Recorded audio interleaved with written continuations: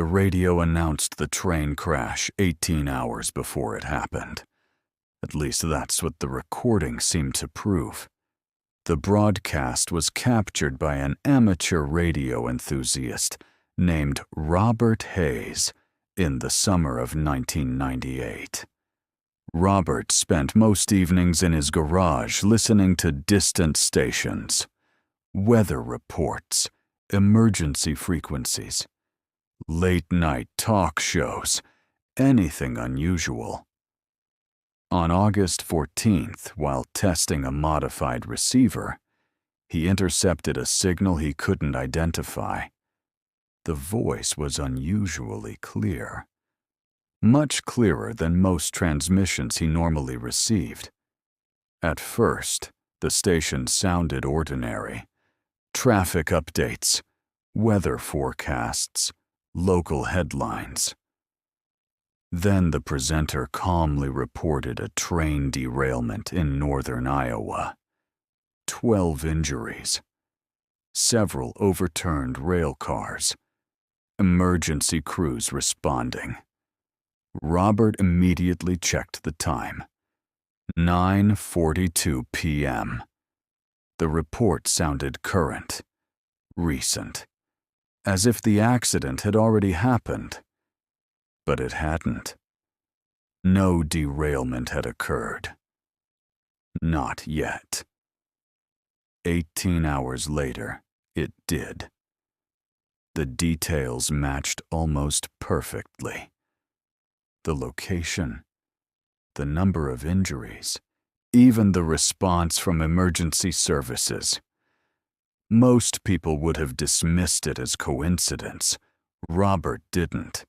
He began recording every appearance of the strange station. Over the following months, the broadcasts continued. A warehouse fire, a missing teenager, a chemical spill, a highway closure. Again and again, the reports arrived before the events themselves. Not approximately, not vaguely. Exactly. The station never identified itself. No transmitter was ever located, and no radio operator could explain where the signal originated. At first, the broadcasts described events weeks away, then days, then hours. Robert eventually noticed a pattern. The station was getting closer. Each transmission seemed to move nearer to the present. By early 1999, some reports described events less than an hour before they occurred. Robert stopped trying to convince other people. Nobody believed him anyway. His friends thought he was exaggerating. Other radio enthusiasts accused him of editing the recordings. Even his wife began to doubt him. So Robert focused on a single question. If the station could report the future, how close could it get?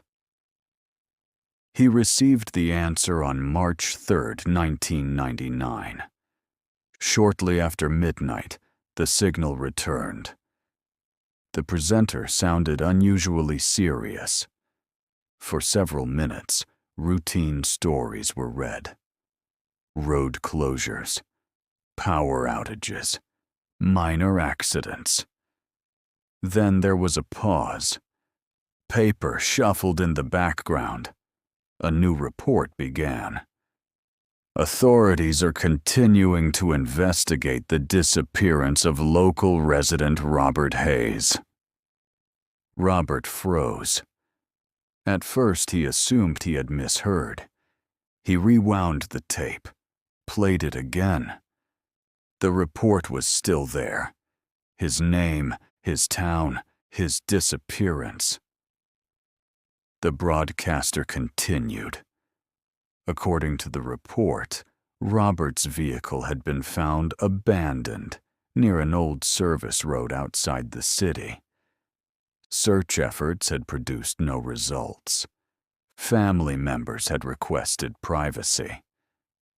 Then the presenter moved on to another story, as if nothing unusual had happened. Robert replayed the recording repeatedly. The report never changed.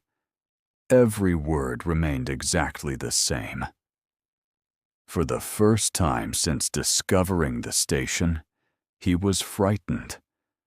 Over the following days, friends noticed a change in him. He slept less, spoke less, and spent most of his time listening to old recordings, trying to find a mistake, trying to find proof that the station was a fraud. He found none.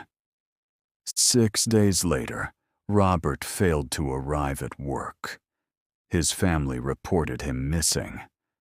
2 days after that, police found his vehicle abandoned near an old service road outside the city, the exact location mentioned in the broadcast. Search teams spent weeks looking for him. Nothing was ever found. No signs of violence, no evidence of foul play, no body. Robert Hayes simply vanished. Years later, investigators recovered dozens of recordings from a storage unit that had belonged to him. Most contained ordinary radio traffic, but a handful featured the strange broadcasts. Audio experts examined them. No evidence of editing was ever discovered. No source station was ever identified. And no explanation was ever accepted. But one detail continues to disturb everyone who has listened to the final tape. After the report about Robert Hayes ends, the presenter can still be heard speaking. Not to the audience, not to another broadcaster, to Robert. The voice quietly says, "See you next week, Robert." The transmission ends. Robert disappeared 6 days later. Investigators spent years searching for the origin of the signal. They never found it. The station never broadcast again. The frequency was never identified. And nobody ever explained how a radio report could describe a man's disappearance before it happened. But according to the final recording, someone already knew where Robert would be. A full week before he vanished,